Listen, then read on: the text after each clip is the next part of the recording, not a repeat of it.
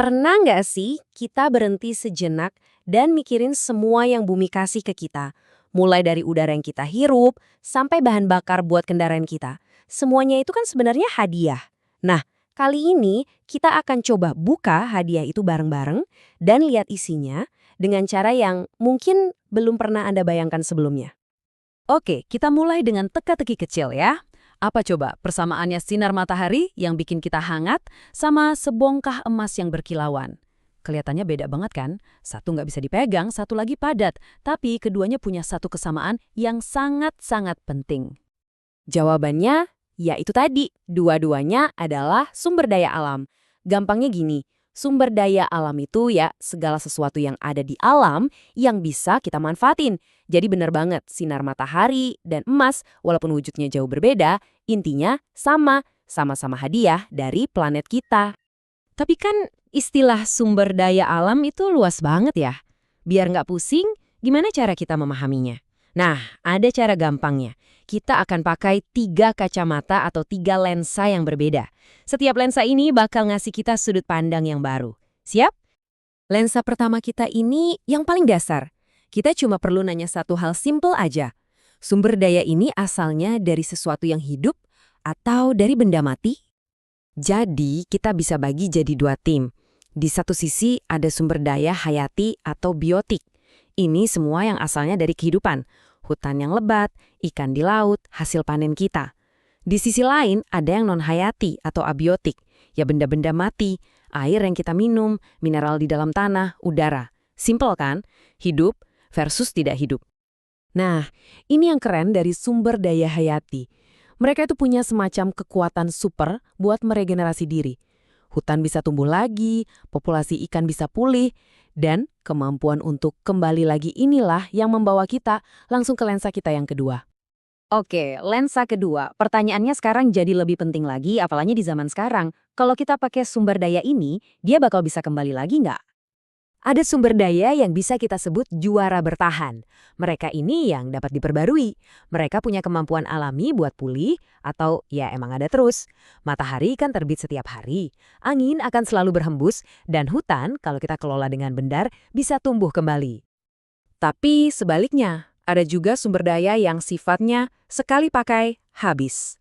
Ini yang tidak dapat diperbarui. Begitu kita bakar batu bara atau sedot minyak bumi, ya udah sumber daya itu hilang selamanya. Stoknya terbatas dan gak akan ada lagi yang baru. Nah, disinilah semuanya jadi makin seru. Coba kita gabungkan 2 lensa pertama kita tadi. Kita bisa lihat polanya kan? Sumber daya hayati kayak hutan itu jelas bisa diperbarui. Tapi lihat deh yang non-hayati ini bisa pecah jadi 2. Air dan sinar matahari itu bisa diperbarui. Tapi mineral dan bahan bakar fosil itu nggak bisa. Ini nih yang bantu kita memetakan kekayaan alam kita dengan lebih jelas. Oke, lensa terakhir. Sekarang kita ganti lagi sudut pandangnya. Kita lupain dulu asalnya dari mana, sekarang kita fokus ke satu hal. Apa sih kegunaan atau potensi sumber daya ini buat kita? Ternyata potensinya itu bisa kita kelompokkan jadi 3 jenis utama. Ada sumber daya materi, sumber daya energi, dan yang terakhir sumber daya ruang. Yuk kita lihat satu persatu. Pertama, materi. Ini yang paling gampang dipahami. Maksudnya, sumber daya yang kita hargai ya karena wujud fisiknya.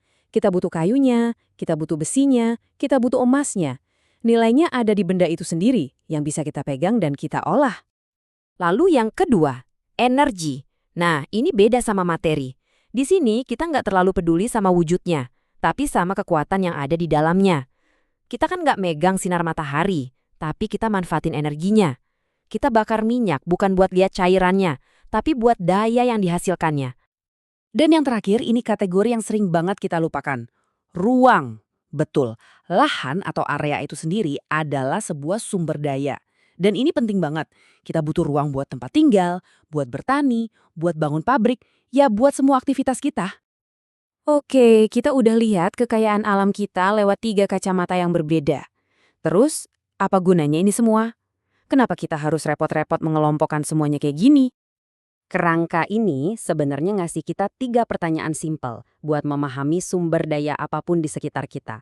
Asalnya dari mana? Bisa balik lagi nggak? Dan gunanya buat apa? Anggap aja ini semacam toolkit di kepala kita yang bisa dipakai kapan aja. Jadi intinya, ini tuh bukan sekedar teori di buku loh. Waktu kita sadar mana sumber daya yang bakal habis dan mana yang bisa pulih, kita bisa bikin pilihan yang jauh lebih baik. Klasifikasi ini ibaratnya peta jalan buat kita, buat menjaga hadiah dari planet ini, biar nggak cuma kita yang nikmatin, tapi juga generasi-generasi setelah kita. Sebagai penutup, saya mau ninggalin satu pertanyaan buat Anda renungkan. Sekarang, setelah kita punya kerangka berpikir ini, apakah cara Anda memandang segelas air, selembar kertas, atau bahkan lahan kosong di sekitar Anda jadi berubah? Coba deh pikirkan.